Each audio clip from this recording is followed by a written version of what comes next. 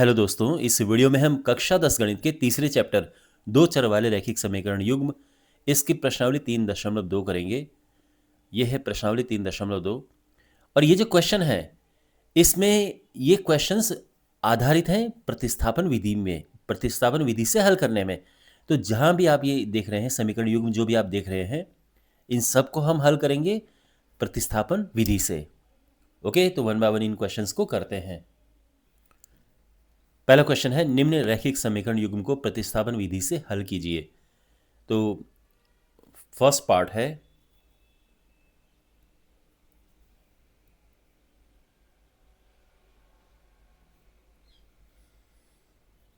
x plus Y is equal to 14, x minus Y is equal to 4। पहला समीकरण, दूसरा समीकरण। ओके, देखो प्रतिस्थापन विधि में क्या होता है कि हम कोई भी एक समीकरण लेते हैं जो हमें आसान लगती है। आसान कैसी लगती है मैं अभी आपको बताऊंगा। तो वो समीकरण लेके हम एक चर को दूसरे के पदों में रख देंगे और फिर दूसरे समीकरण में रख देंगे। देखो मेरी बात समझो, मैं बात क्या कह रहा हूं। यहां पर ये जो समीकरण है इसको अभी हल क्यों नहीं कर पा रहे हैं, ये समीकरण और इसको हम हल क्यों नहीं कर पा रहे हैं? क्योंकि इसमें दो चर हैं, दो वेरिएबल हैं, एक्स और वाई। और एक समीकरण में जब एक वेरिएबल होता है तभी हम उसे हल कर पाते हैं। जैसे x प्लस 2x बराबर 15 हो, अब हम इसको हल कर पाएंगे क्योंकि एक समीकरण में एक ही चर है। तो हम यही करते हैं, हम क्या करते हैं कि एक समीकरण को लेते हैं, उसमें से एक चर को दूसरे के पदों में रखते हैं, फिर उसको जब इसमें रखेंगे तो एक लाइन में एक ही चर आएंगे, फिर हम सॉल्व कर सकते हैं। देखो कैसे। हम लिखेंगे समीकरण एक से, और ये है x प्लस वाई बराबर 14। हमने लिया समीकरण एक, y बराबर हो गया 14 माइनस एक्स, है ना। और इसको समीकरण नंबर 3 नाम दे दो। अब इसे हम इसमें रखेंगे क्योंकि देखो समीकरण एक को ही तो हमने ये लिखा ना, तो वापस तो उसमें रखेंगे नहीं, हम रखेंगे दूसरे समीकरण में। तो ये लिखेंगे हम कि समीकरण एक से ये समीकरण दो में रखने पर, ठीक है। तो हम ये इसमें रखेंगे, ये हो जाएगा। देखो समीकरण दो क्या है, x माइनस वाई बराबर 4। x तो अपनी जगह पे आएगा क्योंकि हमने y की जगह पे रखना है ये, और y की जगह पे क्या आएगा, ये। अब इसको हम थोड़ा सरल करेंगे, x माइनस 14 माइनस माइनस का होगा प्लस, x प्लस एक्स हुआ 2x, और ये इधर जाएगा तो 4 प्लस 14 हो जाएगा।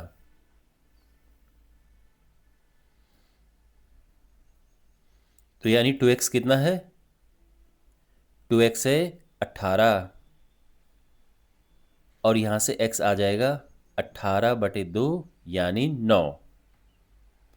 और अब इसे रखेंगे हम इसमें समीकरण 3 में। वैसे यहां भी रख सकते हैं, यहां भी रख सकते हैं, लेकिन ये बिल्कुल बना हुआ है, डायरेक्ट y आ जाएगा। तो हम लिखेंगे कि x बराबर 9 को समीकरण 3 में रखने पर,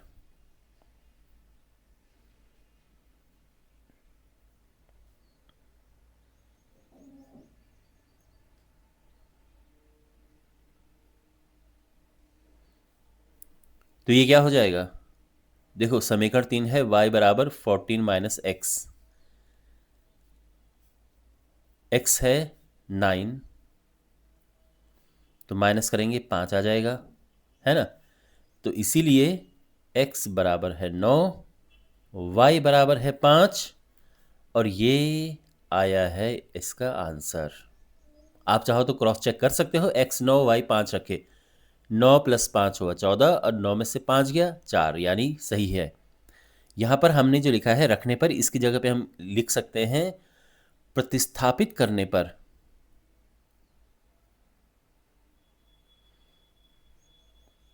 प्रतिस्थापित करने पर,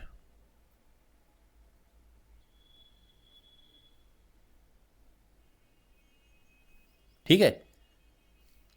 और अब देखो आपके मन में क्वेश्चन उठ रहा होगा, देखो क्वेश्चन हो चुका है ये, लेकिन आपके मन में क्वेश्चन उठ रहा होगा कि हम x को उधर लेके गए, हम y को भी तो उधर लेके जा सकते थे। यानी क्या हम इसको ऐसा कर सकते थे कि x बराबर 14 माइनस वाई और फिर इसको रखो यहां पे? बिल्कुल हम कर सकते हैं, बिल्कुल आराम से कर सकते हैं। दूसरा, आपको ये लग रहा होगा कि हमने इस समीकरण को क्यों लिया, इसे क्यों नहीं लिया, तो आप इसको भी ले सकते हैं। आप यहां से शुरू कर सकते हैं और फिर क्या होगा, x बराबर वाई उधर जाएगा तो ये y प्लस 4 हो जाएगा। और अब इसको रखो फिर समीकरण 1 में रखो फिर, क्योंकि समीकरण 2 को हमने ये लिखा, इसको फिर यहाँ पे रखो और फिर y आएगा और उसके बाद x आ जाएगा। तो बिल्कुल हम कोई भी एक समीकरण ले सकते हैं और किसी भी एक चर को दूसरे चर के पदों में लिख सकते हैं।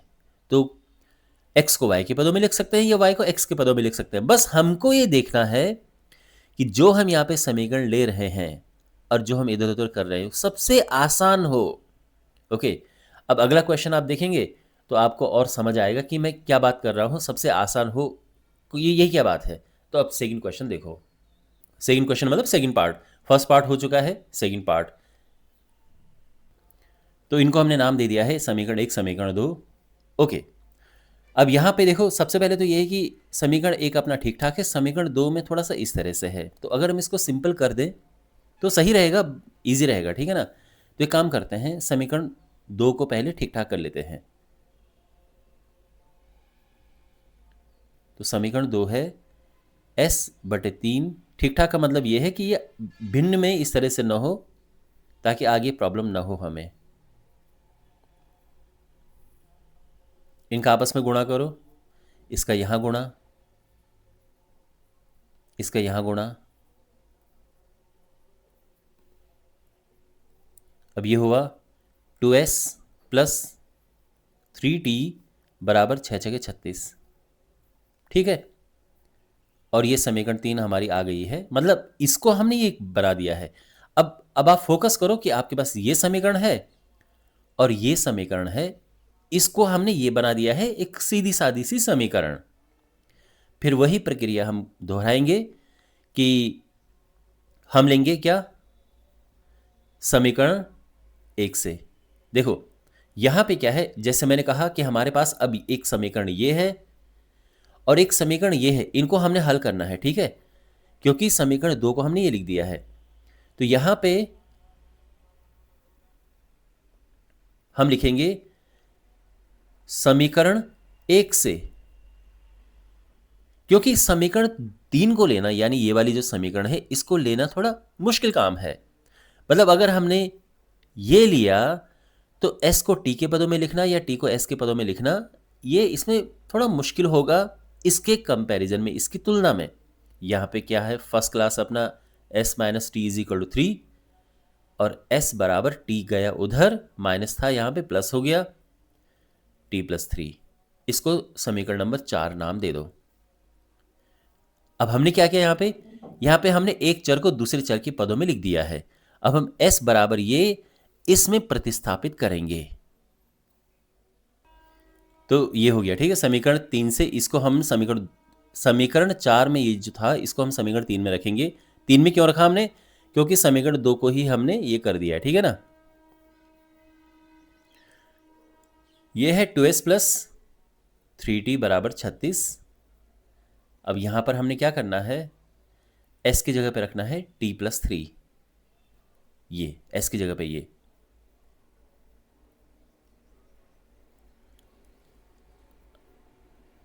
अब यहां पर आप देखेंगे कि एक समीकरण है और एक ही चर है, तो ये आसानी से हल हो जाएगा।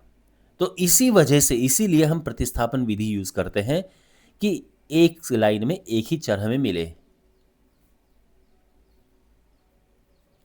इसका इसमें गुणा क्या, ये हो गया 6 36 और ये हो जाएगा 3 + 2 5t = 36 - 6 उधर जाएगा, 5t हुआ 30 और t आ जाएगा 30/5 और ये कट जाएगा, 5 6 के 30, टी आ चुका है। अब हम टी रखेंगे इसमें, रखने को यहाँ रखो, आप यहाँ रखो, यहाँ रखो, हर बार मान आएगा। लेकिन ये सबसे आसान है, जो हम ये बना देते हैं ना, एक चर को दूसरे के पदों में लिखते हैं, उसमें अगर आप रखें तो सबसे आसान रहता है। तो हम लिखेंगे कि t बराबर 6 को समीकरण 4 में रखने पर, t बराबर 6, या फिर t के मान को समीकरण 4 में रखने पर या 4 में प्रतिस्थापित करने पर।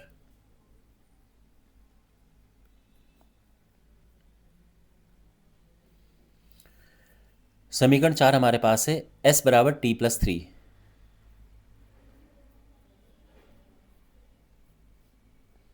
t है 6, 6 प्लस 3 हो गया 9, तो हमारे आंसर हो गए s बराबर 9, t बराबर 6, और ये हमारे आंसर है। ओके, तो आई होप आपको ये सोल्यूशन भी समझ आया होगा।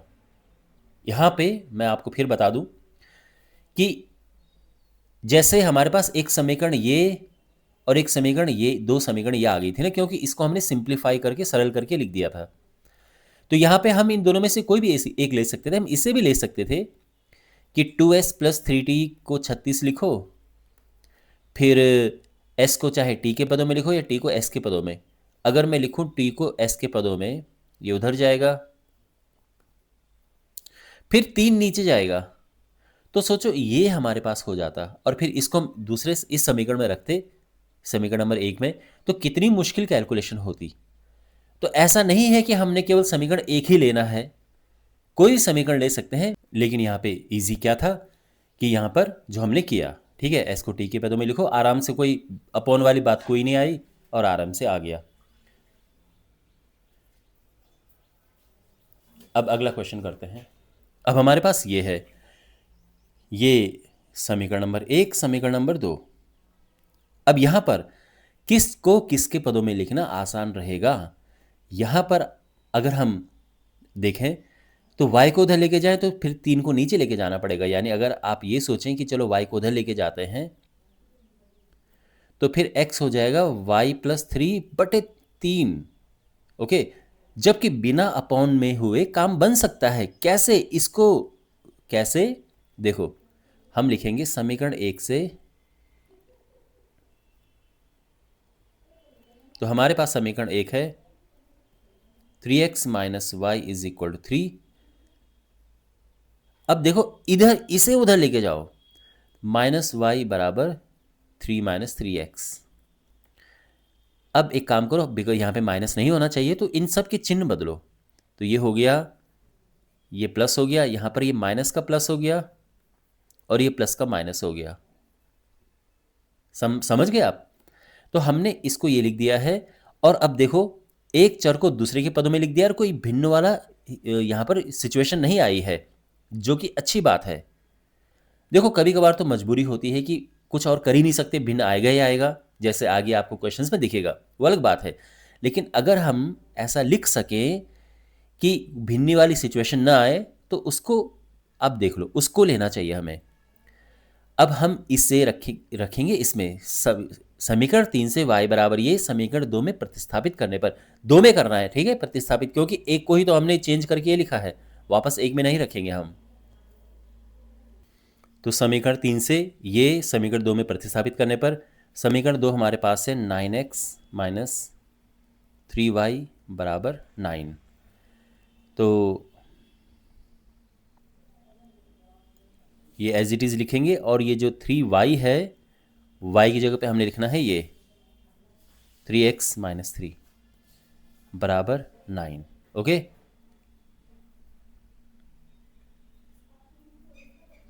तीन तिया 9, माइनस माइनस का हुआ प्लस,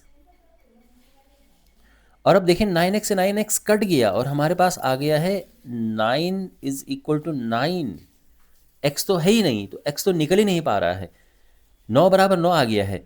तो जब भी आपके पास ये परिस्थिति आए, तो आप ये कहना कि ये x के हर एक मान के लिए सत्य है। यानी यहाँ पर x का कोई भी मान रख दो, y का कोई भी मान आएगा, है ना, x का कुछ मान रख के y आएगा, और इसके अनंत हल होंगे फिर। तो हम लिखेंगे, देखो जो लिखने का तरीका है वो इंपॉर्टेंट है इसके बाद।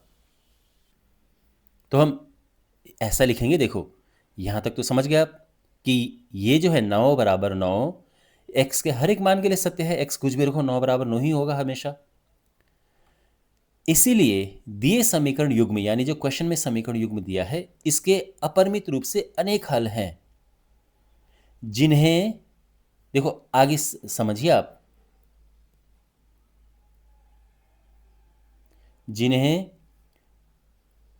x, देखो ये ध्यान रखो कि y की जगह पर ये है, तो x तो हम ये रखेंगे और y की जगह पे क्या लिखेंगे, 3x-3 के रूप में व्यक्त किया जा सकता है।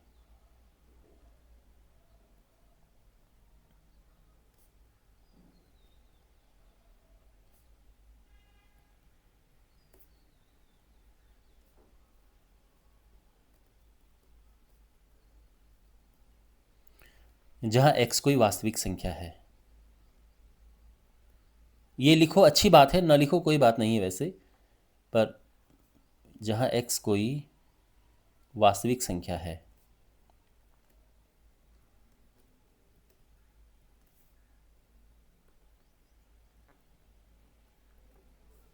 ठीक है, और जैसे मैं कह रहा हूं अगर ये ना लिखो तो भी कोई बात नहीं है, बट चलो ठीक है। तो ये जब भी आपके पास ये सिचुएशन आए तो हमको ये लिखना होता है। ओके, इस बात का ध्यान रखना आप, अपरिमित रूप से अनेक हल जब होते हैं तो ये लिखना है। और यहाँ पर अगर आपको ये कन्फ्यूजन है कि मैंने ये कैसे लिखा है, तो देखो हमारे पास y ये है, ये तो आप जानते हैं। तो कोई भी जो हल होता है उसमें हम x और y लिखते हैं। अब y की जगह पे हमने ये लिखना है, तो यानी यहाँ पे x लिख दो। ठीक है, अगर हम यहाँ पे x बराबर कुछ करके लिखते, मान लो कि x बराबर y+3 होता, मान लो, तो फिर हम अपना आंसर कैसे लिखते, हम क्योंकि एक्स वाई लिखा जाता है तो एक्स की जगह पे तो फिर हमें ये लिखना पड़ता, और बाद में यहाँ पे वाई लिख देते हैं। पर यहाँ पे दोनों एक जैसे ही चर होनी चाहिए, ठीक है, एक्स और वाई दोनों नहीं। तो मुझे उम्मीद है कि आपको समझ आ गया होगा। ऑलराइट, और अब हमारे पास है फोर्थ पार्ट, ये फर्स्ट इक्वेशन, ये सेकेंड इक्वेशन। एंड क्लियरली आप देख सकते हैं इसमें पॉइंट्स हैं, तो थोड़ा प्रॉब्लम होगी इनको सॉल्व करने में। तो बेस्ट है कि पहले पॉइंट्स इसके हटा दो, ये जो डेसिमल पॉइंट लगे हैं, दशमलव लगे हैं, इनको हटा दो। कैसे हटाएंगे, अगर हम इसमें, आप देख सकते हैं अगर हम इसमें 10 का गुणा करते हैं तो पॉइंट हट जाएगा, और इसमें भी ऐसा ही है। तो हम लिखेंगे कि समीकरण 1 और समीकरण 2 में 10 से गुणा करने पर, जब इसमें 10 से गुणा करेंगे तो ये हो जाएगा, देखो 10 से गुणा करेंगे तो दशमलव एक स्थान दाईं ओर चला जाता है, 10 से गुणा करने पर तो ये हो जाएगा 2x। ये भी ऐसे ही होगा 3y, और ये हो जाएगा 1.3, 13 हो जाएगा, मतलब पॉइंट यहाँ पे जाएगा 13 हो जाएगा। इसी प्रकार से ये है 4x प्लस 5y बराबर 23। समझ गए, इसको समीकरण नंबर 3 और ये समीकरण नंबर 4 नाम दे देते हैं। अब इन दोनों में से हम कोई एक समीकरण उठाएंगे, और यहाँ पर आप देख सकते हैं कि कोई भी लो, चाहे ये लो या ये लो, बराबर मेहनत लगने वाली है, तो हम पहले कोई ले लेते हैं। तो हम लिखेंगे समीकरण 3 से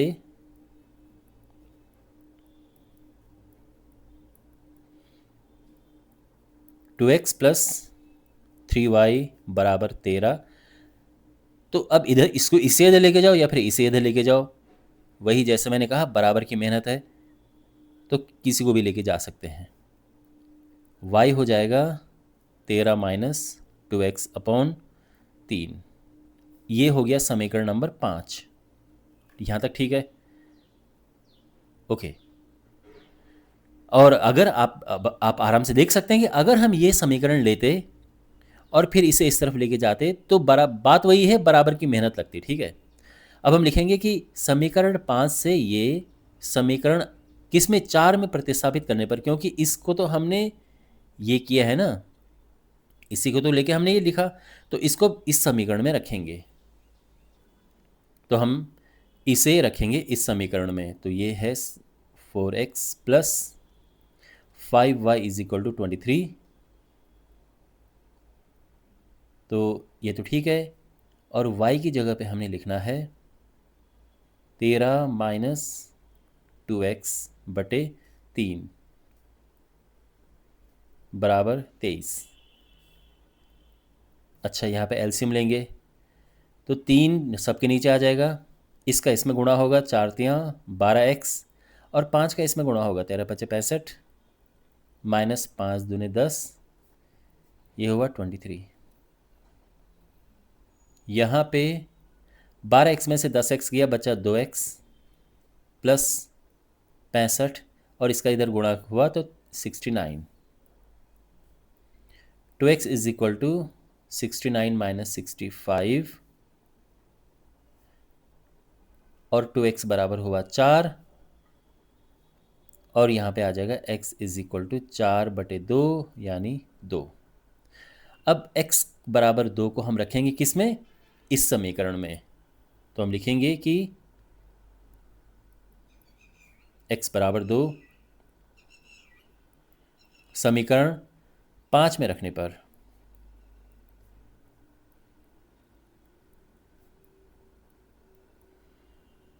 तो ये क्या होगा, y बराबर 13 - 2, और x की जगह पे चलो एक बारी पूरा लिख देते हैं, और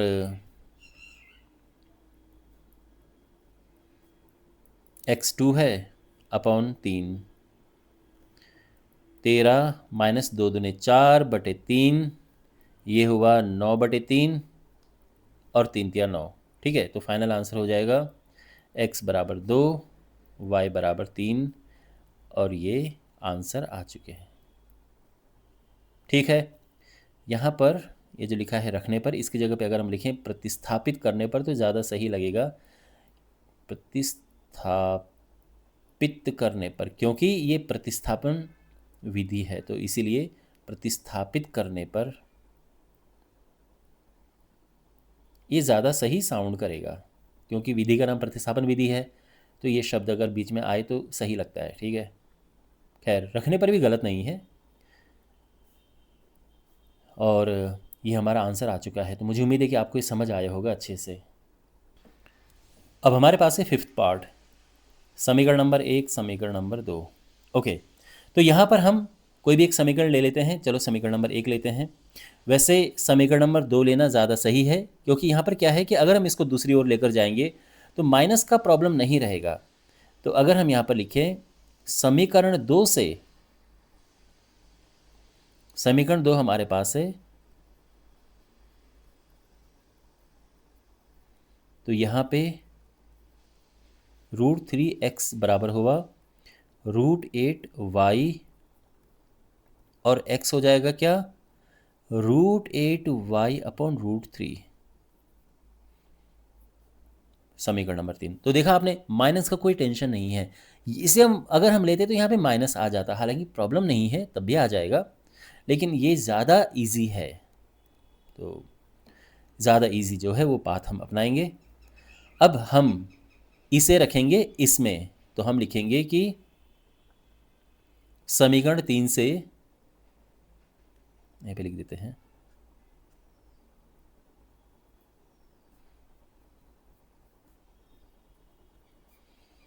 x बराबर √8y/√3, समीकरण, देखो यहाँ से ये किस में करेंगे, अब इसको तो हमने ये लिया ना, यहाँ पे आप देख सकते हैं ये लेके ही हमने ये लिखा है, तो वापस इसमें तो रखेंगे नहीं, हम समीकरण नंबर 1 में रखेंगे। तो समीकरण 3 से ये समीकरण 1 में रखने पर,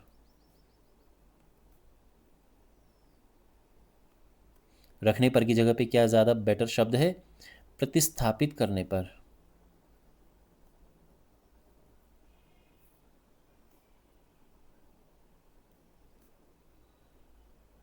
तो क्या होगा, अब देखो यहाँ पे समीकरण नंबर 1 है ये √2x प्लस √3y बराबर 0। हमने x की जगह पे ये रखना है, √2 इंटू एक्स की जगह पे √8y/√3। ब्रैकेट लगाने की ज़रूरत नहीं है क्योंकि माइनस नहीं है, तो गुणा ही है। ठीक है ना, गुणा का ऐसा लिखो, ब्रैकेट लगाने का मन है तो लगा ही दो, कोई दिक्कत नहीं है, प्लस √3y। अब इस समीकरण में केवल y है, एक ही चर है, तो आराम से ये हल हम कर सकते हैं। यहाँ पर अगर हम एलसीएम लें तो √3 आएगा नीचे, देखो इसका और इसका गुणा होगा तो 8 दूनी 16, रूट रूट वालों का आपस में गुणा हो जाता है, ठीक है। और यहाँ पे √3 और √3, ये √3 और √3 3 हो जाएगा, क्योंकि रूट में अगर सेम चीज़ें होती हैं, है ना, जैसे √2 इंटू √2 तो ये 2 होता है, ऐसे ही √3 इंटू √3 3 होता है। तो यहाँ पर ये हो गया है। अच्छा, अब 16 का वर्गमूल तो 4 होता है, तो 4y प्लस 3y, और एक काम करते हैं, ये अगर इधर जाएगा गुणा में तो 0 हो जाएगा। तो हमारे पास आया 7y इज इक्वल टू 0, और y बराबर है 0, ठीक है। और y का मान हम रखेंगे इसमें, कहाँ गया वो समीकरण 3, इसमें। तो हम लिखेंगे कि y बराबर 0 को समीकरण 3 में रखने पर,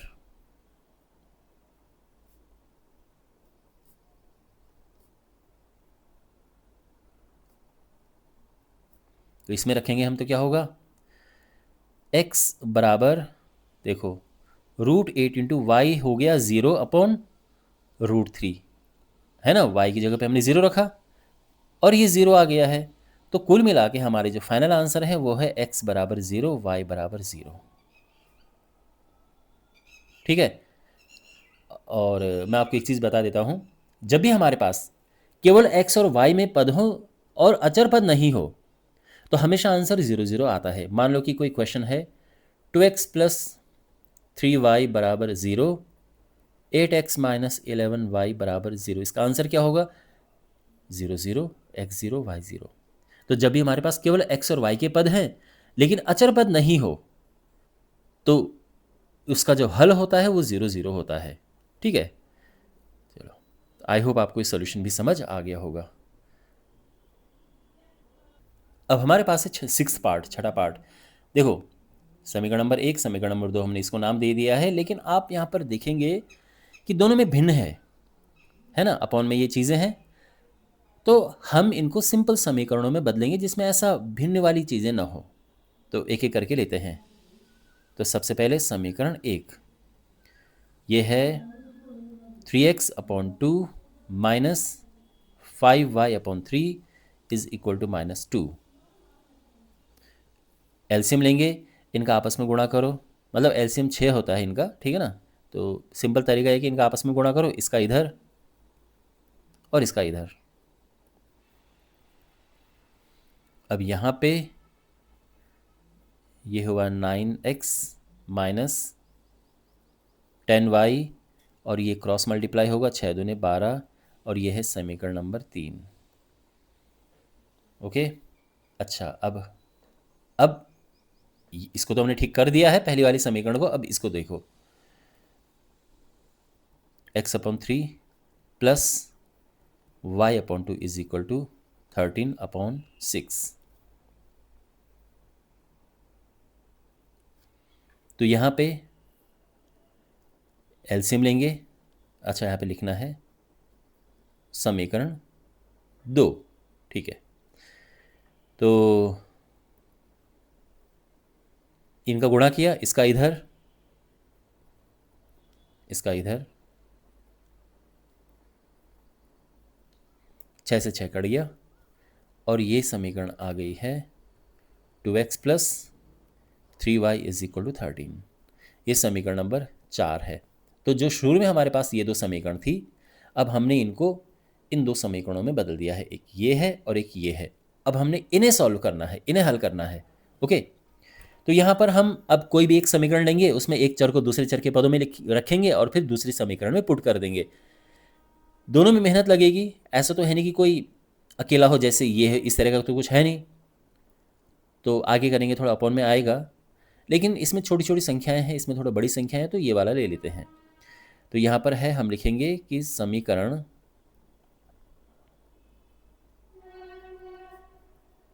4 से, देखो 2x plus 3y is equal to 13,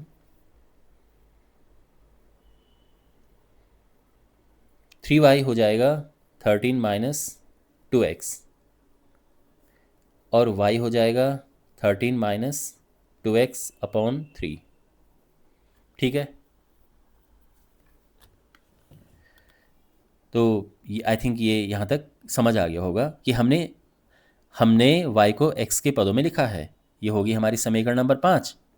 और अब हम क्या करेंगे, इसको हम पुट करेंगे इसमें, क्योंकि इसको लेके तो हमने ये किया था यहाँ पे, तो अब इसको हम पुट करेंगे इसमें। तो यहाँ पे हम लिखते हैं कि समीकरण 5 से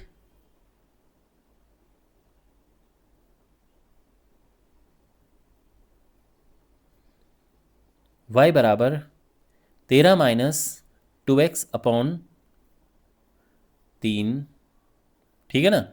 इसको हम y, तो समीकरण 5 से ये समीकरण 3 में प्रतिस्थापित करने पर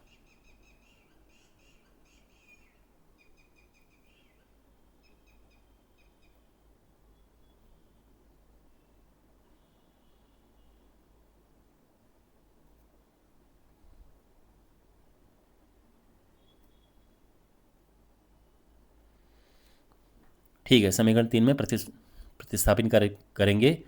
तो क्या है समीकरण 3, क्या है, 9x minus 10y is equal to -12।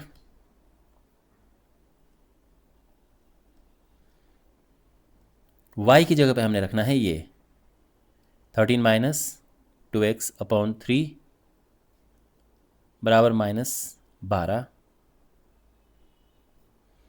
तो ये हुआ, देखो इसका एलसीएम लेंगे हम 3, इसका यहाँ गुणा करेंगे 27x, इसका इसमें गुणा करेंगे 130, और इसका इसमें 20x, ये हुआ -12।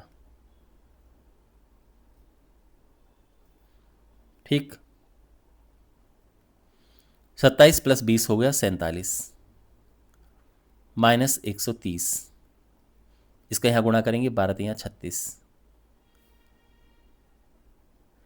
और 47x बराबर 130 माइनस 36 है ना। ये माइनस का उधर जाएगा, प्लस का हो जाएगा। 47x बराबर 130 में से 36 गया तो 94,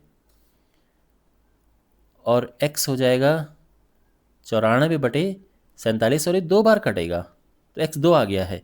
और जब ऐसा आंसर आता है ना तो लगता है कि हम ठीक ठाक कर रहे हैं, कोई मिस्टेक नहीं हुई है। और अब x बराबर 2 को हम रखेंगे इसमें, तो x बराबर 2 को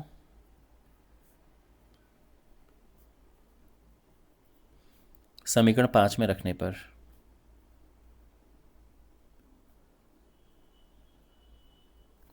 यहाँ पे हमने क्या लिखा, प्रतिस्थापित करने पर। बढ़िया, यहाँ पे भी लिख सकते हैं प्रतिस्थापित करने पर, बट कोई नहीं, यहाँ पे इतना भी लिखोगे रखने पर चलेगा। y बराबर 13 माइनस 2 गुणा, और x तो है 2/3, ठीक है ना। और अगर आप चाहते हैं कि चलो पहले इसको उतार देते हैं और ये फिर पुट करते हैं, तो आप ऐसा कर सकते हैं। x 2 है बटे 3, तो ये हो जाएगा 13 माइनस 2 दूनी 4/3, 9/3, और ये हुआ 3। ओके, तो इसीलिए हमारे जो फाइनल आंसर है x बराबर 3, y बराबर 2, और ये हमारे आंसर आ चुके हैं। तो आई होप आपको ये सोल्यूशन समझ आया होगा। ओके, ऑलराइट, अब आते हैं सेकंड क्वेश्चन पे। हमारे पास ये 2 समीकरण हैं, इनको हमने हल करना है, और उसके बाद x और y जब आएंगे इनको हल करके, उसको हमने यहाँ पर रखना है x और y का मान, और फिर m ज्ञात करना है। ठीक है, तो हमारे पास समीकरण है 2x + 3y बराबर 11, 2x - 4y बराबर -24। समीकरण नंबर 1, समीकरण नंबर 2, इनको हल करते हैं। तो हमने प्रतिस्थापन विधि से ही करना है, ठीक है ना। तो यहाँ पर हम लेते हैं समीकरण 1 को ले लेते हैं। समीकरण 1 से 2x + 3y बराबर 11, तो 3y बराबर हो जाएगा 11 - 2x, और y बराबर हो जाएगा 11 - 2x, अपॉन 3, और ये समीकरण नंबर 3 आ गई है। अगर आप कोई भी और लेते उसमें इस तरह से अपॉन में आता ही आता, ठीक है, क्योंकि कोई अकेला नहीं है, जैसे बिना मतलब जिसका जो इसको हम गुणांक कहते हैं कि जैसे इस तरह से हो, ऐसा नहीं है यहाँ पे, तो ये आएगा। तो इसलिए कोई भी एक ले लो। हमने पहली वाली ली, छोटे छोटे, इसमें जिसमें छोटे छोटे संख्याएं होती हैं वो लेना ईजी रहता है। अब हम क्या करेंगे कि इसे प्रतिस्थापित करेंगे इसमें, क्योंकि समीकरण नंबर 1 को ही लेके हमने ये लिखा, तो अब हम प्रतिस्थापित करेंगे इसमें। तो हम लिखेंगे कि समीकरण 3 से y बराबर 11 माइनस 2x अपॉन 3 को समीकरण किसमें, 2 में प्रतिस्थापित करने पर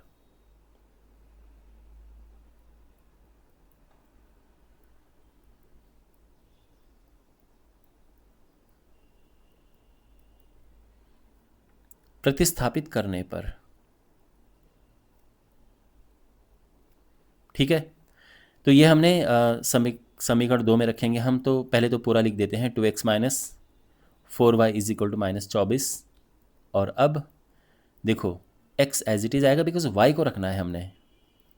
y क्या है, 11 माइनस 2x अपॉन 3 बराबर माइनस 24। अब यहाँ पे हम एलसीएम लेते हैं, तो 3 पूरे के नीचे आ जाएगा, और इसका हम यहाँ गुणा करेंगे 6x, 11 चौको 44, माइनस माइनस का हुआ प्लस 8x।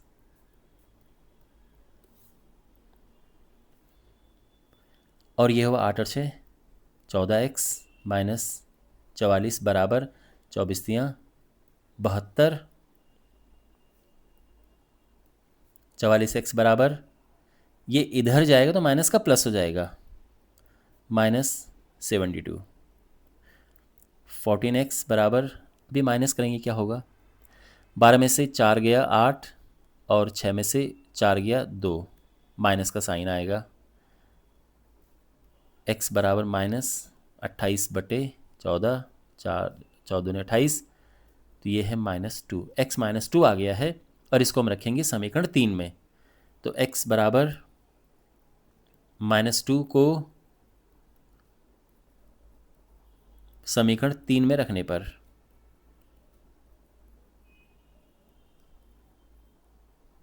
क्या होगा, y बराबर 11 माइनस बटे 3, माइनस माइनस का प्लस 15/3, और ये है 5। ओके, x और y आ चुके हैं, और ये है समीकरण युग्म का हल। तो हम लिखेंगे कि समीकरण युग्म जो क्वेश्चन में दिया है ना, युग्म मतलब समीकरणों का जोड़ा,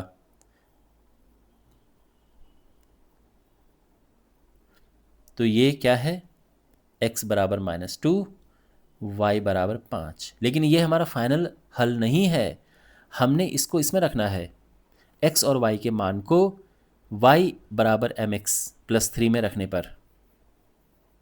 तो हम लिखेंगे कि x और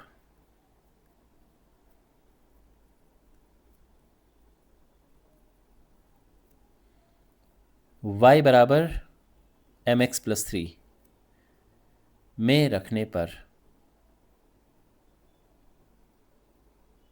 क्या है, y बराबर mx प्लस 3, y क्या है 5, m हमने ज्ञात करना है x -2 प्लस 3। अब यहाँ पे 3 को इस साइड लेके आओ,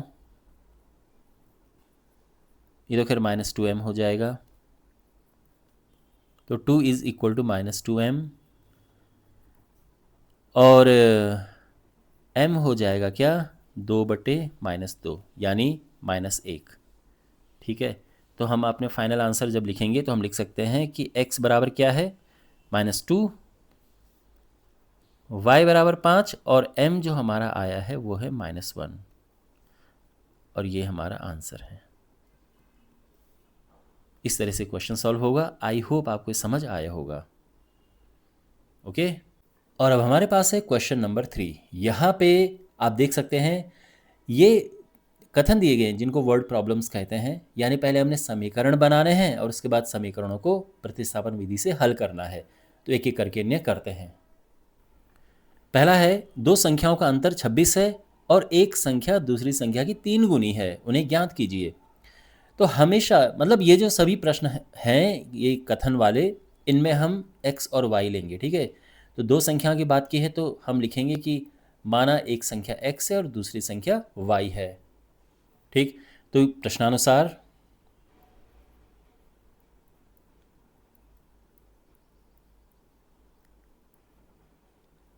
अब प्रश्न में जो कंडीशन दी हैं वो लिखते हैं। तो दो संख्याओं का अंतर 26 है, तो यानी x और y को अगर हम माइनस करते हैं तो ये है 26, ठीक है। तो हम x को बड़ी और y को छोटी मानकर चल रहे हैं, ये ध्यान रखना। x में से x तो उनका अंतर 26 है, यानी x माइनस वाई हुआ 26। दूसरी यह है कि एक संख्या दूसरी संख्या की 3 गुनी है। एक संख्या यानी x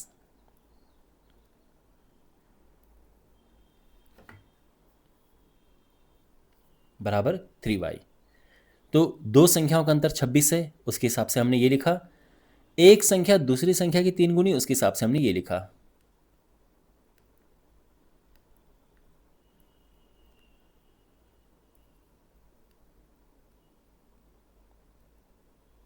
ये समझ आ गया यहाँ तक?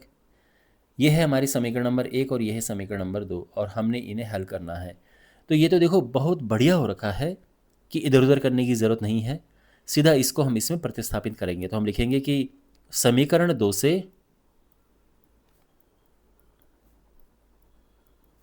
x बराबर 3y को समीकरण 1 में प्रतिस्थापित करने पर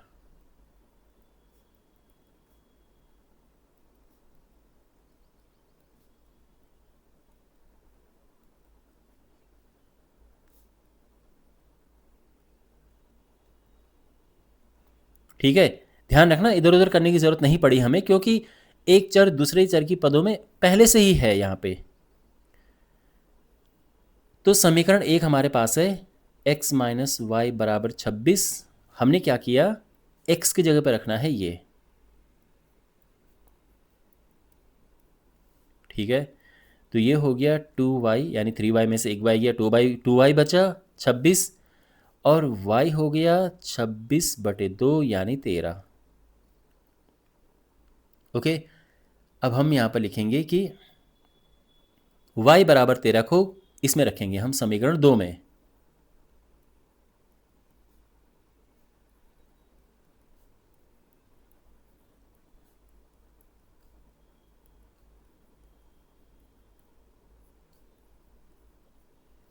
तो समीकरण 2 हमारे पास क्या है, x बराबर 3y और y क्या है 13×3 = 39, ठीक है। तो इसीलिए संख्याएं क्या हैं,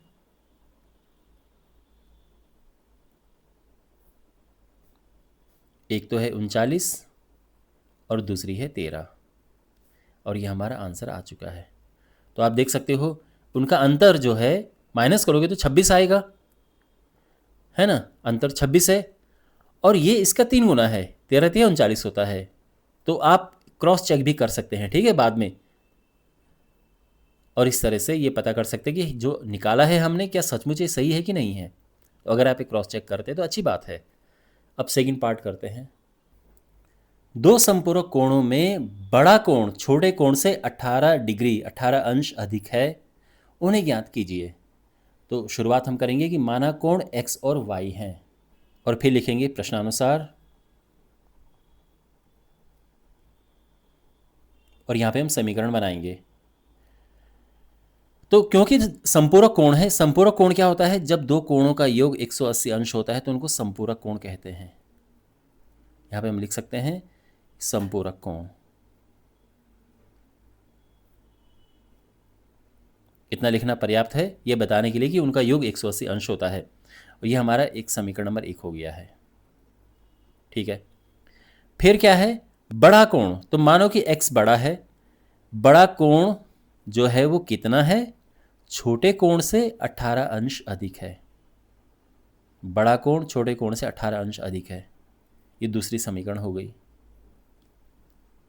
ठीक है, आप चाहो तो यहाँ पे लिख सकते हो कि x जो है वो y से हमने बड़ा ले रखा है, तो x बड़ा कोण, y छोटा कोण, बड़ा कोण छोटे कोण से 18 अंश अधिक है, ये हो गया है। और देखो कितना बढ़िया यहाँ पर है, एक चर दूसरे की पदों में है, यानी इधर उधर ले जाने की जरूरत नहीं है, पहले से ही है। तो समीकरण 2 से ये समीकरण 1 में रखने पर, प्रतिस्थापित करने पर, ओके, तो यहाँ से x जो है हम इसमें रखेंगे, तो x प्लस वाई बराबर 180 है। ठीक है, अब हमने क्या करना है कि x की जगह पे रखना है ये y प्लस 18, ये y पहले से यहाँ पर है, ये हुआ 180। चाहो तो इनके ऊपर ये अंश तरह का ये लगा सकते हैं। 2y बराबर होगा 180 माइनस 18, 180 में से 18 गया, 170 हुआ, 162, और y आ जाएगा 162/2, 81 अंश, ये y आ गया है।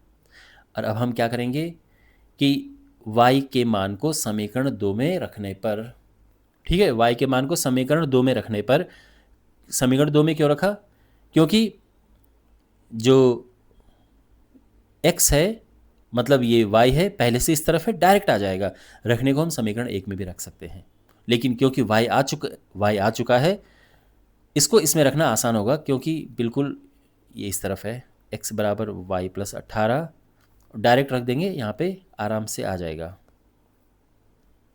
81 प्लस 18, और ये हो जाएगा 99। तो इसीलिए कोण क्या है, एक तो 99 अंश है और 81 अंश है, ये हमारा आंसर है। समझे आप? तो इस तरह से क्वेश्चन सॉल्व होगा। आप चाहो तो क्रॉस चेक कर सकते हो, इनको प्लस करके देखो, 180 अंश आ रहा होगा, और फिर देखो कि ये कोण इससे कितना अधिक है, तो ये इससे 18 अंश अधिक है, बिल्कुल हो रहा है ना, इसमें 18 प्लस करो ये आएगा, यानी हमने सही किया है। ओके, तो इस तरह से ये पार्ट भी कंप्लीट होता है। अब बढ़ते हैं अगले पार्ट की ओर। एक क्रिकेट टीम के कोच ने 7 बल्ले और 6 गेंदें इतने रुपए में खरीदी, और बाद में 3 बल्ले और 5 गेंदें इतने रुपए में खरीदी। प्रत्येक बल्ले और प्रत्येक गेंद का मूल्य ज्ञात कीजिए। तो यहाँ पर वही है, एक बल्ले का मूल्य x और एक गेंद का मूल्य y ले लेंगे, और फिर आगे समीकरण बनाएंगे। माना एक बल्ले का मूल्य x और एक गेंद का मूल्य y है। ठीक है, तो फिर हम आगे क्या लिखते हैं, प्रश्नानुसार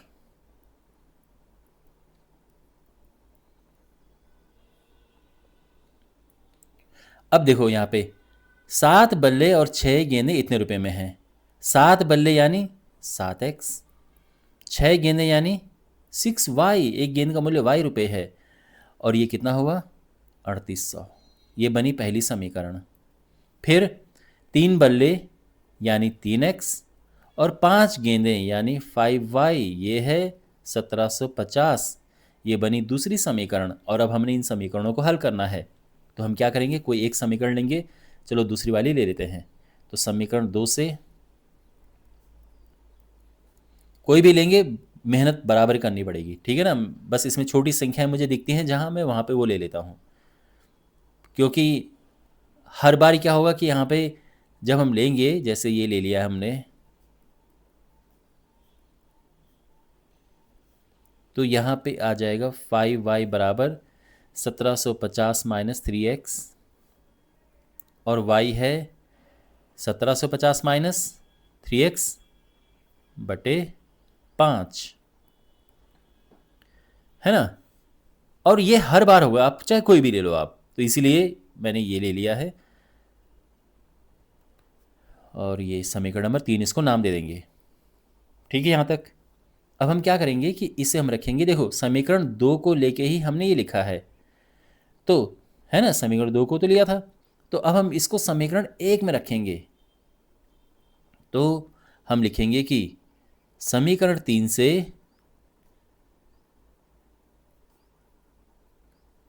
ये जो भी है, या सिंपली y का मान लिखो, या y बराबर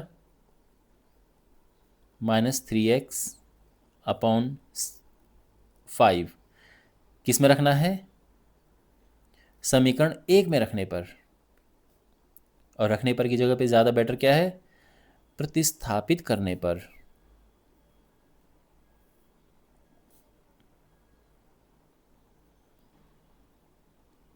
तो क्या होगा, देखो समीकरण 1 है ये, 7x plus 6y is equal to 3800, और यहाँ पर हमने क्या करना है, देखो ये तो एज इट इज़ आएगा क्योंकि प्रतिस्थापित y को करना है। 1750 माइनस 3x बटे 5,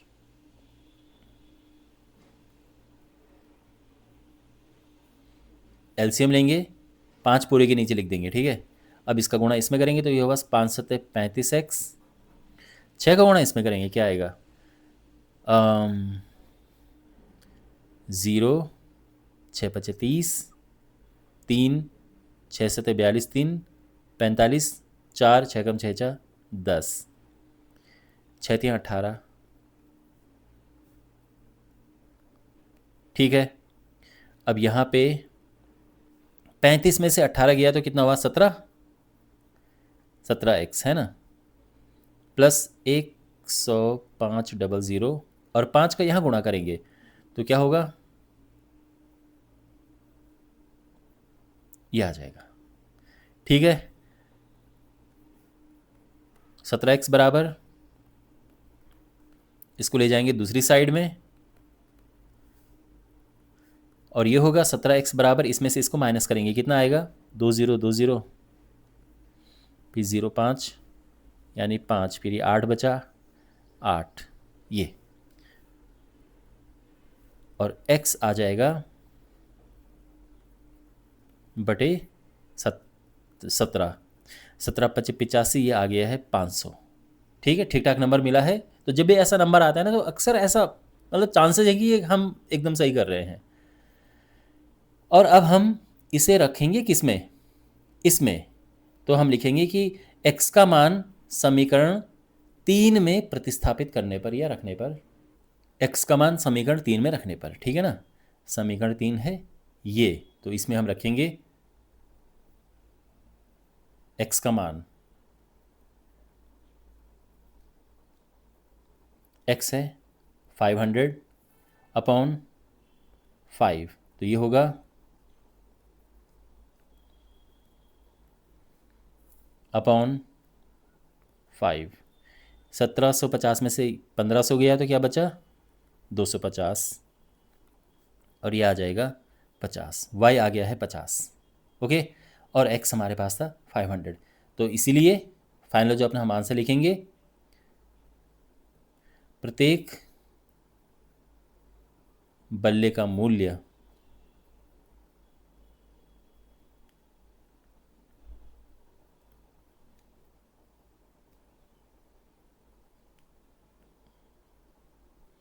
कितना है, 500 रुपये, और प्रत्येक गेंद का मूल्य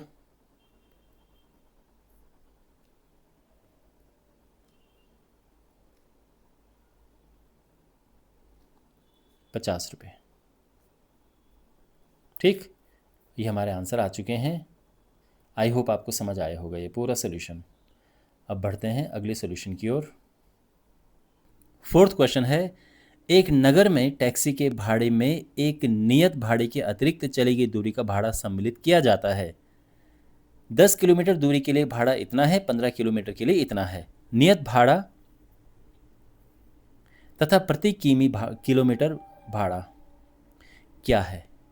देखो ये इस तरह से क्वेश्चन है कि नियत भाड़े का मतलब ये कि जैसे आप ऑटो में बैठे, टैक्सी में बैठे, आप चाहे बैठ के आपने बोला कि मुझे चलना है, उसने मीटर चालू कर दिया, अब आप चाहे वहीं पे उतर जाओ, बिल्कुल ना चलो, वो फिक्स आपको देना पड़ेगा। तो मान लो कि 50 रुपये है जो कि फिक्स है भाई, कम से कम ये तो देना ही है, और बाकी होगा किलोमीटर के हिसाब से। तो अब आप किलोमीटर के हिसाब से मान लो कि आप 8 किलोमीटर चले और 10 रुपये प्रति किलोमीटर के हिसाब से है, तो आपका भाड़ा कितना बैठेगा, फिक्स तो जो कि कम से कम देना है वो तो 50 है, और फिर किलोमीटर के हिसाब से 8 किलोमीटर का 10 रुपये के हिसाब से 80 रुपये हो गया, तो आपका भाड़ा 130 रुपये पड़ेगा। यही सिस्टम है ये, ठीक है। तो जो फिक्स भाड़े की बात की है वो भी, और प्रति किलोमीटर भाड़ा भी। तो हम यहाँ पे लिखेंगे कि माना नियत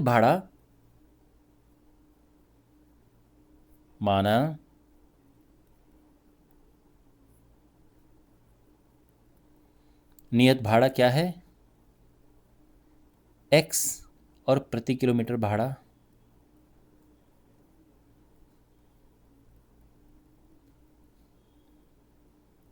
y है। ठीक है। अब प्रश्नानुसार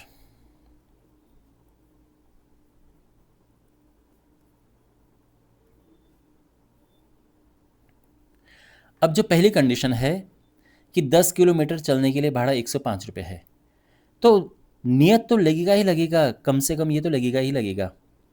और 10 किलोमीटर के हिसाब से 10 वाई हो गया भाई, 1 किलोमीटर का वाई रुपये, 10 किलोमीटर का 10 वाई रुपये, टोटल हो गया 105। आई बात समझ।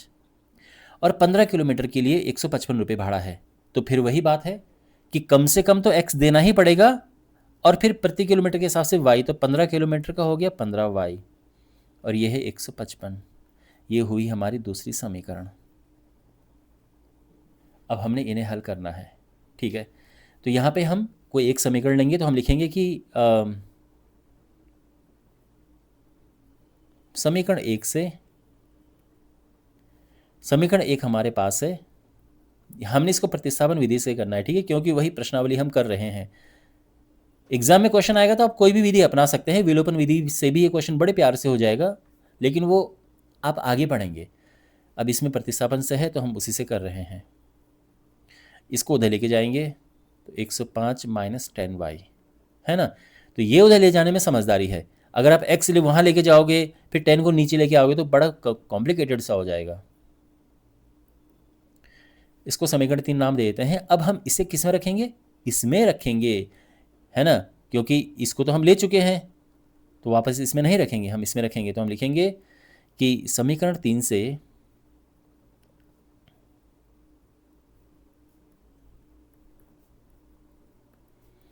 x बराबर 105 माइनस 10y समीकरण 2 में रखने पर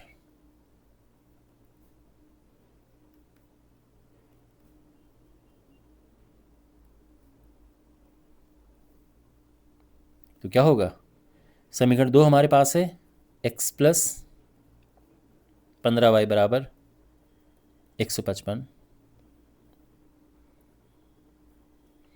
अब x की जगह पे हमने रखना है ये 105 माइनस 10y, और ये अपना एज इट इज़ आ गया 155। 105 उधर लेके जाएंगे हम, 15y में से 10y गया तो बचा 5y,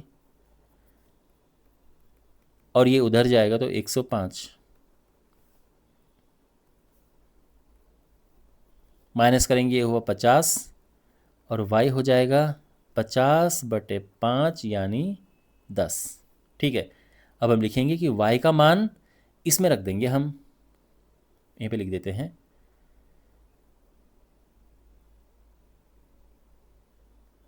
y का मान समीकरण 3 में रखने पर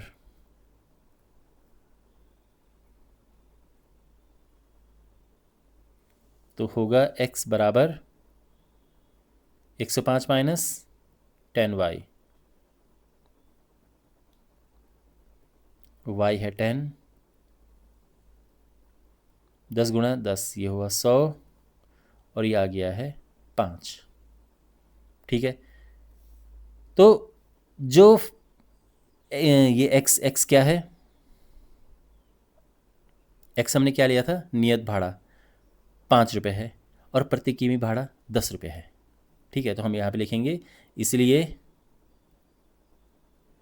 नियत भाड़ा कितना है, 5 रुपये है, और प्रति किमी भाड़ा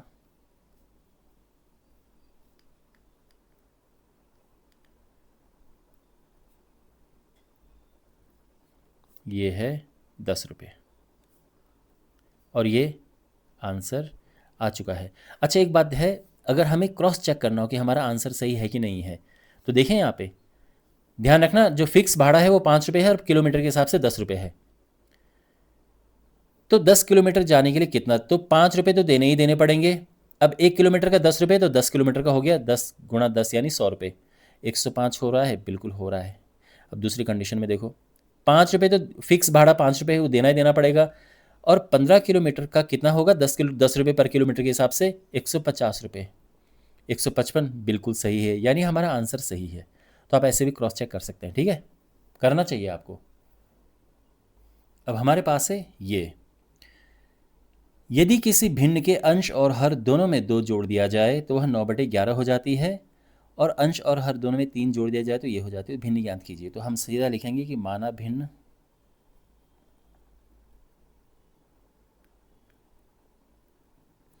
x/y है, ये अंश और ये हर। अब प्रश्नानुसार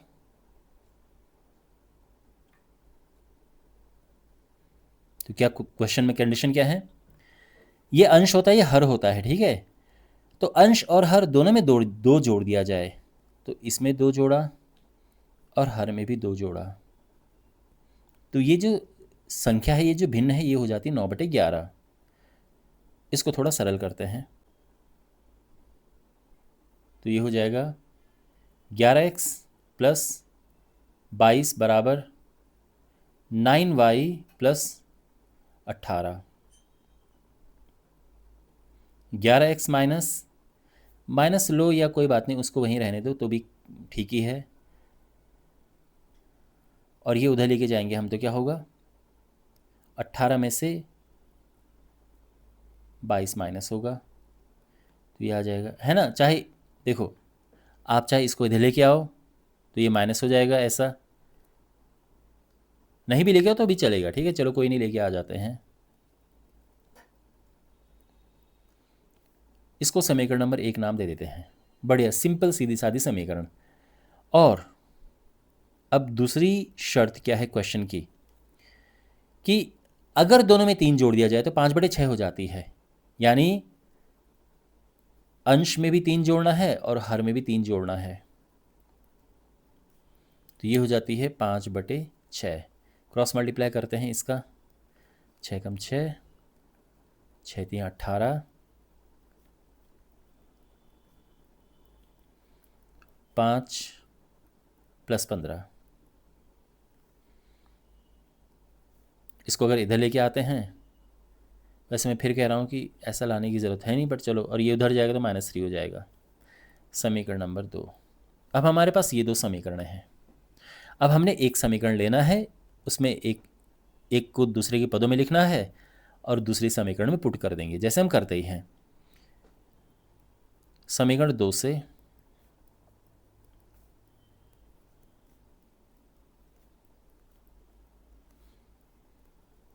इसे उधर लेके जाएंगे, 5y - 3 हो जाएगा, और x हो जाएगा 5y - 3 अपॉन 6, ठीक है। इसको समीकरण नंबर 3 नाम दे देते हैं। अब इसे हम रखेंगे इसमें, समीकरण 3 से इसको हम रखेंगे समीकरण 1 में, क्योंकि 2 को लिख के तो हमने हमने ये लेके आए ना। समीकरण 1 क्या है, 11x - 9y = -4। 11x - 9y = -4, इसमें हमने रखना है, ध्यान रखना x की जगह पे रखना है ये 5y - 3 अपॉन 6।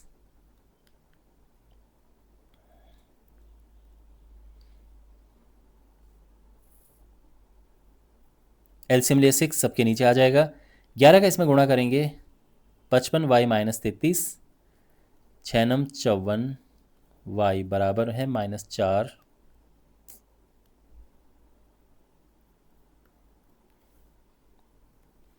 पचपन वाई में से 54y गया, एक y बच गया, और 6 का यहाँ गुणा करेंगे तो 6 × 24, ठीक है। y हो जाएगा 33, माइनस का है यहाँ प्लस का हो जाएगा, ये -24 एज इट इज़, माइनस करेंगे यहाँ पे तो 9 आ जाएगा, तो y 9 आ चुका है। अब हम क्या करेंगे, y के मान को इसमें रख देंगे हम,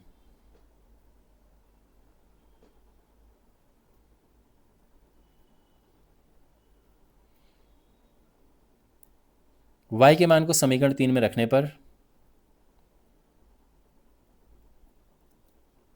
समीकरण 3 है ये, x बराबर 5y माइनस 3/6। इसमें हमने रखना है y का मान, y है 9, 6 9 54, सॉरी 9 5 45, 45 माइनस 3/6, ये हुआ 45 में से 3 गया 42/6, 6 7 42। तो यानी x जो भिन्न होगी क्या होगी, x/y है ना, तो x तो 7 है और y 9 है, x/y 7/9, और ये हमारा आंसर है। ठीक है, तो आई होप आपको समझ आ गया होगा ये सोल्यूशन। देखो अगर आप अपना आंसर चेक करना चाहो, क्रॉस चेक करना चाहो, तो देखो कैसे। क्वेश्चन में ये है कि अगर हम ऊपर नीचे यानी अंश और हर में 2 जोड़ दें तो 9/11 हो जाता है। क्या ऐसा होता है? 2 जोड़ा हमने, बिल्कुल है, 7 2 9/11, परफेक्ट।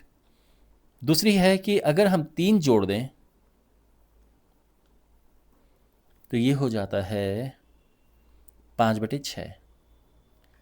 तो क्या ऐसा हो रहा है? 7 3 10, 9 3 12, 2 से कटेगा, 2 5 10, 2 6 12, 5/6, बिल्कुल हो रहा है, यानी हमारा आंसर सही है। तो आप ऐसे क्रॉस चेक कर सकते हैं।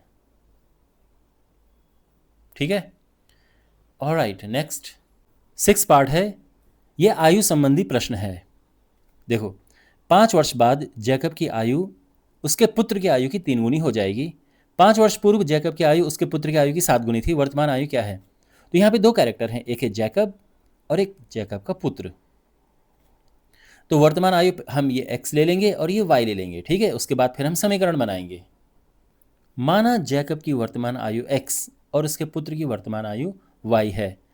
अब पहली कंडीशन है 5 वर्ष बाद। तो देखो 5 वर्ष बाद, तो 5 वर्ष बाद तो पहले देखो जैकब की आयु होगी क्या? जैकब की आयु 5 वर्ष बाद क्या होगी? तो अभी तो x है, 5 वर्ष बाद ये हो जाएगी। और पुत्र की आयु अभी है y, 5 वर्ष के बाद ये हो जाएगी। इसीलिए अब प्रश्न की कंडीशन देखो कि जैकब की आयु पुत्र की आयु की 3 गुनी हो जाएगी। तो जैकब की आयु तो ये है और पुत्र की आयु ये है ना, 5 वर्ष के बाद। तो जैकब की आयु पुत्र की आयु के कितनी हो जाएगी? 3 गुनी। तो यहाँ पे 3 लिख देते हैं, या तो गुणा करके 3 लिखो, लेकिन ज़्यादा बेटर है कि ये हो जाएगा x प्लस 5 बराबर 3y प्लस 15, और ये हो जाएगा x बराबर 3y, 5 उधर जाएगा, माइनस होके 10 आ जाएगा। ये समीकरण नंबर 1 हो गई है। ठीक है, अब 5 वर्ष पूर्व,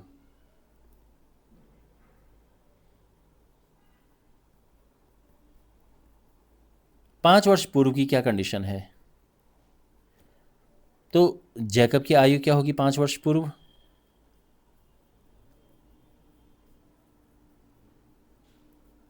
देखो अभी तो x है, वर्तमान आयु 5 वर्ष पूर्व में 5 माइनस कर देंगे, और पुत्र की आयु अभी y है, 5 वर्ष पूर्व में 5 माइनस कर देंगे। इसीलिए अब प्रश्न की कंडीशन क्या है कि जैकब की आयु पुत्र की आयु की 7 गुनी थी, है ना। तो जैकब की आयु 7 गुनी थी पुत्र की आयु के। तो हो जाएगा x माइनस 5 बराबर 7y माइनस 7 5 35, और ये आ जाएगा x बराबर 5 उधर जाएगा, तो माइनस 5 का प्लस 5 हो जाएगा, और ये हो जाएगा x बराबर 7y माइनस प्लस का माइनस करेंगे, 35 में से 5 गया 30, और ये आ गया है सेकंड इक्वेशन, दूसरी समीकरण। अब हमने इनको आपस में हल करना है। तो आराम से हम समीकरण 1 से जो ये है इसका मान इसमें प्रतिस्थापित करेंगे। तो समीकरण 1 से यानी ये जो है ये समीकरण 2 में प्रतिस्थापित करेंगे। देखो बिल्कुल इधर उधर करने की ज़रूरत नहीं है, सीधा बना बनाया है, एक चर दूसरे चर के फॉर्म में है, उसके रूप में है। तो यहाँ पे देखो समीकरण 2 है x बराबर 7y माइनस 30। यहाँ पे x क्या है, 3y प्लस 10।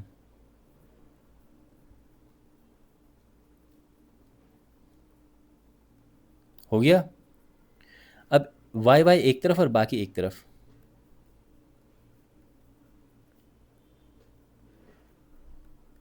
उधर गया प्लस का माइनस हो गया। -4 देखो 3 - 7 -4 होता है और ये -40 हो जाएगा।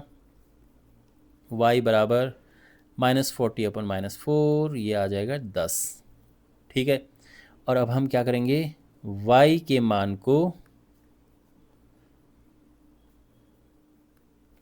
किसी में भी रखो, समीकरण 1 या 2 में। समीकरण 1 में रखने पर, वो छोटी समीकरण है,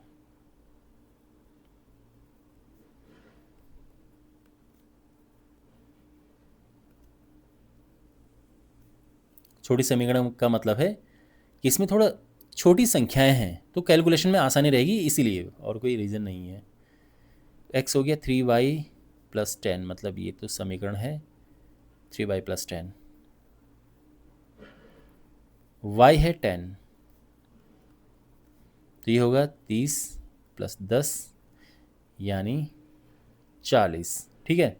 तो फाइनल आंसर हम लिखेंगे, इसीलिए जैकब की वर्तमान आयु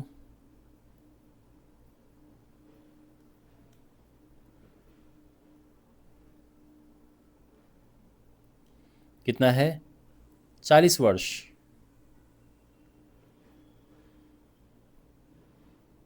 और जैकब के पुत्र की वर्तमान आयु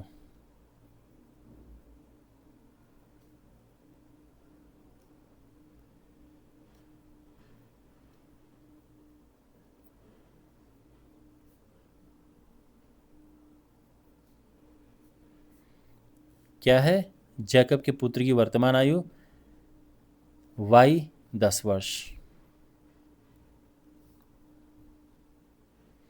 और ये आंसर आ गया है। ठीक है, इस तरह से क्वेश्चन सॉल्व होगा। और इसी के साथ ये प्रश्नावली कंप्लीट हो चुकी है। मुझे उम्मीद है कि आपको सभी क्वेश्चंस अच्छे से समझ आए होंगे। इस चैप्टर के बाकी वीडियोस के लिए अपने सामने प्लेलिस्ट पे क्लिक करें और चैनल को सब्सक्राइब करें।